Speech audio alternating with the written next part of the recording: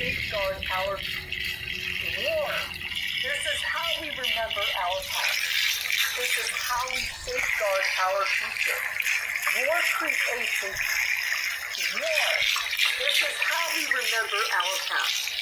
This is how we safeguard our future. War creates intolerable conditions which can make previously unthinkable thought processes into legitimate political discourse. You may have seen Trump being questioned about the Iran war. Part of his response was to point to various drapes that were new additions to the White House. You may have seen Trump being questioned about the Iran war. Part of his response was to point to various drapes that were new additions to the White House. Here you can see the effectiveness of smoke for the purpose of confusion, camouflage, and communication. You might not see things this way. However, the majority of people are not acclimatized to some kind of savage war conditions that are intolerable for most people. For example, let us effectiveness of smoke for the purpose of confusion, camouflage, and communication. You might not see things this way. However, the majority of people are not acclimatized to some kind of savage war conditions that are intolerable for most people. For example, let us compare Steven Spielberg's War of the Worlds and Suzanne Collins' The Hunger Games. War of the Worlds is more definitely separated from reality as we know it. How could a technologically advanced species not know about the dangers of two different biospheres colliding? Perhaps they believed a ludicrous piece of propaganda, that their biosphere originated somewhere in the solar system and is related to Earth life, and in consequence, their own biosphere, should be capable of colliding with the Earth without too many issues. To be kind to Spielberg's War of the Worlds, we should realize that it was based on a small novel written more than a century ago, and some really compressed movie talk is evident in Spielberg's movie. The ludicrous piece of propaganda that their biosphere originated somewhere in the solar system and is related to Earth life, and in consequence, their own biosphere, should be capable of colliding with the Earth without too many issues. To be kind to Spielberg's War of the Worlds, we should realize that it was based on a small novel written more than a century ago, and some really compressed movie talk is evident in Spielberg's movie. In contrast, The Hunger Games was based on several books published by the Scholastic Publishing, which is an organization that oftentimes gets its products placed in schools. I don't know about The Hunger Games, the value of it economically speaking. Different districts have different levels of concerns regarding what kind of materials are suitable for persons of a young age. Most Americans may have at some level recognized the erosion of old school morality over these past few decades. Technology plays a role here with the potential for so many means of advanced existence for forbidden or restricted materials. American society has to a certain extent adapted to this flood of sewage. Then you must realize that entertainment and culture are big industries here in the USA, and safeguards on an industry can reduce profitability. I don't know about The Hunger Games, the value of it economically speaking. Different districts have different levels of concerns regarding what kind of materials are suitable for persons of a young age. Most Americans may have at some level recognized the erosion of old school morality over these past few decades. Technology plays a role here with the potential for so many means of advance existing for forbidden or restricted materials. American society has to a certain extent adapted to this flood of sewage. Then you must realize that entertainment and culture are big industries here in the USA, and safeguards on an industry can reduce Profitability. People in general are several steps removed from TV as a type of truth, which is good because most of this stuff is just fantasy. I know this. You know this. What of the mass minds that people like Trump try to communicate with? What is true and what is false can be more difficult to determine in many cases. There is more to this comparison, or perhaps, shall we say, there is less than what you might think when these two systems are compared. Some very unfortunate maneuvers are required by the English language to describe the possible values and meanings of an apocalyptic story, such like War of the Worlds. Spielberg and his script writers create the context of powerful electromagnetic pulses, disabling advanced electrical equipment. This is presumably part of the alien strategy of sending humanity back into the Dark Ages and beyond. Extinction, we may presume.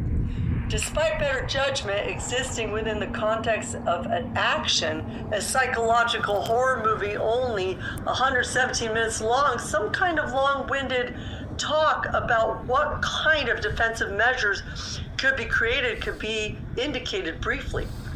This is a matter of cause and effect.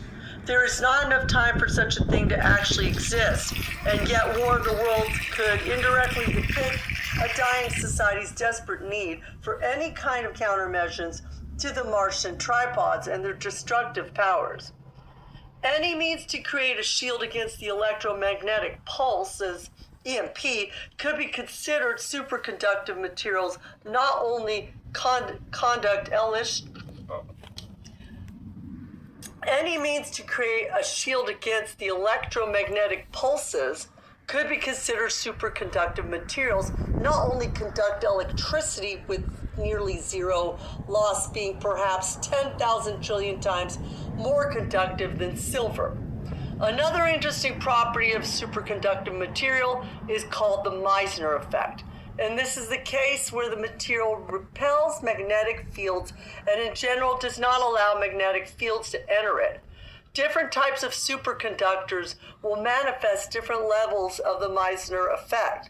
Nonetheless, such an effect can be exploited to locate newly formed superconductive materials that could be intentionally created with experiments where sizable quantities of various elements that are already known to create superconductive materials that can be taken in their pure form, ground up into a fine powder and mixed all together.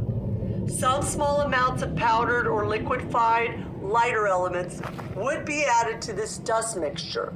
The mixture would be placed in a huge vise-like oven where it could be simultaneously placed under considerable pressure and baked at, say, 1 to 3,000 degrees Fahrenheit or some such thing for some time. This process would create trillions and trillions of experiments where the fine dust grains of elemental material would be in base contact with different elemental dust particles while they are being melted down and perhaps vaporized. The high pressure increases the chances of crystal formations. These new materials would be compounds of multiple elements. The resulting block of material, once it cools down, is also ground up into a fine sand. It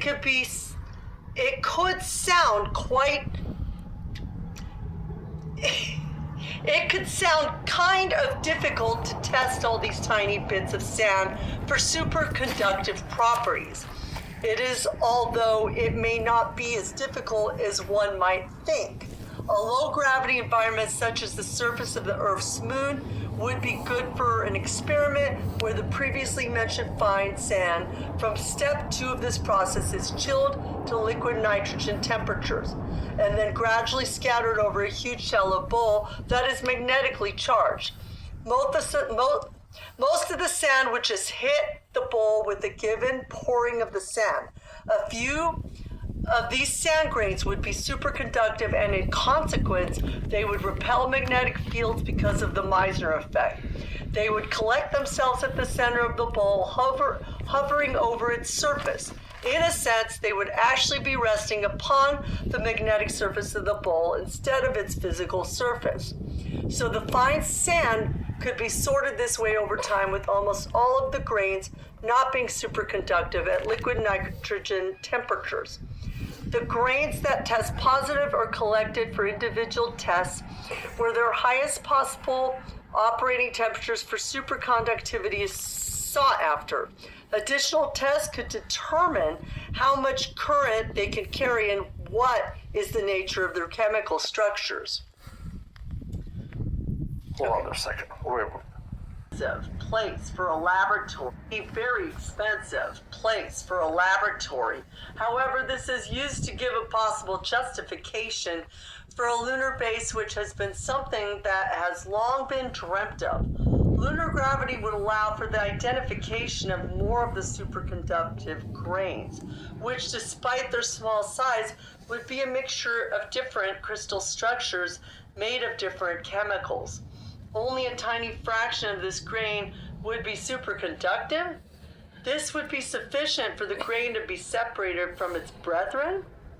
I would think so, yes.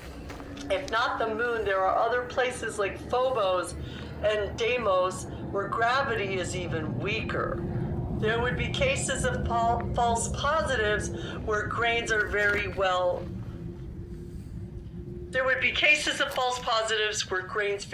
could exhibit superconductivity because of causes that are more than just chemical structure.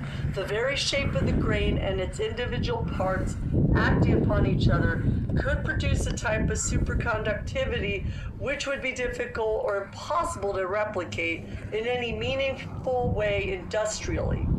These grains would be interesting, although useless in a process where we would be searching for a chemical that has a high max operating temperature and is composed of wherever possible less than super costly elements and chemical combinations that are relatively easy to create industrially. If such a material could be found and manufactured in bulk, the people of War of the Worlds would have some kind of shield, although this does not sound like much, and suffice to say, the outlined process could take months or years. Zero G in near-Earth orbit could be used instead of low-gravity environment if you have the right kind of tools and mindset.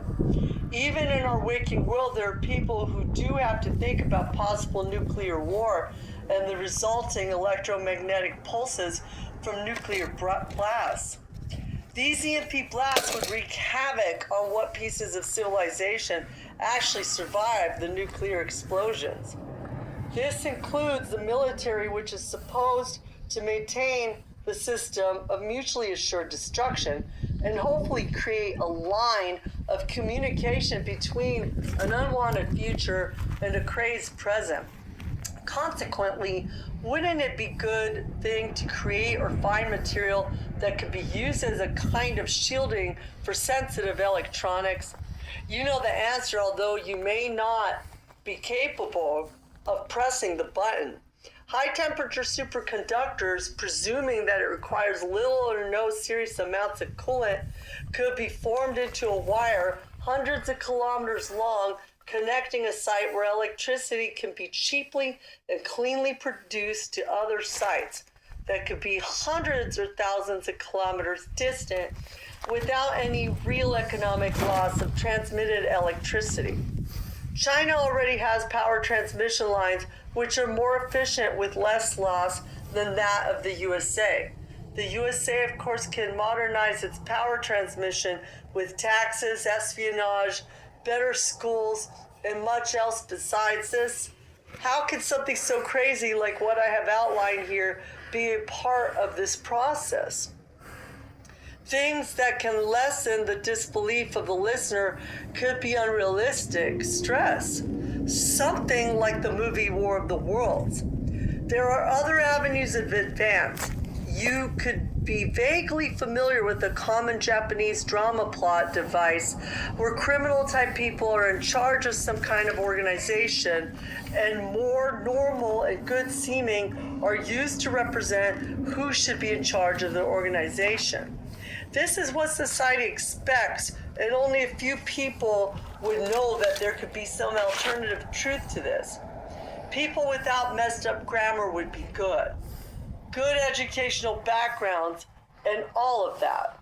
How can such people dodge the wrath of a far-right government that says that global warming is a hoax? If this is a widespread belief, that would be the point of investing resources in defining superconductors. This is the myopic view of one nation, the USA. Global warming has become a means of war for some in the USA. What kind of value would high-temperature superconductors have in the rise?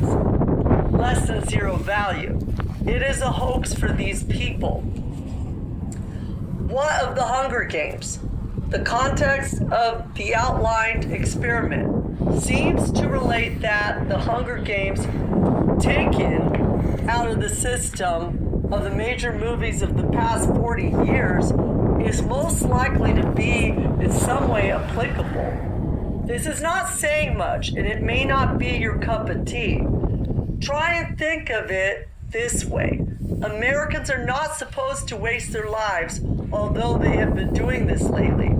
The theme of finding some kind of offensive measures to terrifying weapons could be something that soothes and makes you realize that the industry of nuclear war is very costly and expensive, and something most people do not want to study too deeply.